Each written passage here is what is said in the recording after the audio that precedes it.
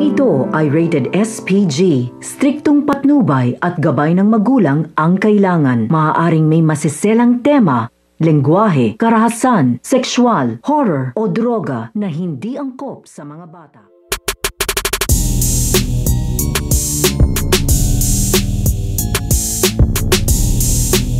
Ang muling paglipad nito nga si Darna dahil nagdududa nga dito ito nga si Narda dito nga sa pinasabi ng kanyang kapatid na kasama nga nila dito ito nga daw kanyang ina nito nga daw si Yunor ay binitbit nga dito nito nga ni Narda ito nga bato sa pag-akit nga niya dito nga sa kabundukan kung saan niya nakikitain ito nga si Ding at ito nga kanyang ina nito nga si Yunor at sa pagpanik nga nito nga ni Narda dito nga sa kabundukan ay nakita na nga niya dito ito nga kanyang ina nito nga si Yunor at ito nga si Ding na magkasama at masayang nag-uusap. Kaya napalapit na nga dito ito nga si Narda at niyakap nga na kaagad ito nga kanyang ina na ito nga si Yunor. At ikakagulat naman dito nito nga ni Narda nang biglang magsalita ito nga si Yunor at kinukuha nga niya dito ito nga bato dahil ito nga daw kanila mga kalaban ay pasugod na nga daw dito nga daw sa kanila. Kaya ito nga si Narda ay panaisipan nga dito at nagdududa nga siya dito nga sa kanyang kaharap na hindi nga ito nga kanyang ina na ito nga si Yunor. Kaya ito nga si Narda ay hindi nga niya dito binigay ito nga bato at doon na nga nagpakita ng tunay na ugali o tunay na kapangyarihan ito nga si Yunor na nagpapanggap nga lang ito. So pakakaabangan nga natin dito ang paglipad nito nga ni Narda upang kalabanin nga na dito ito nga isang extra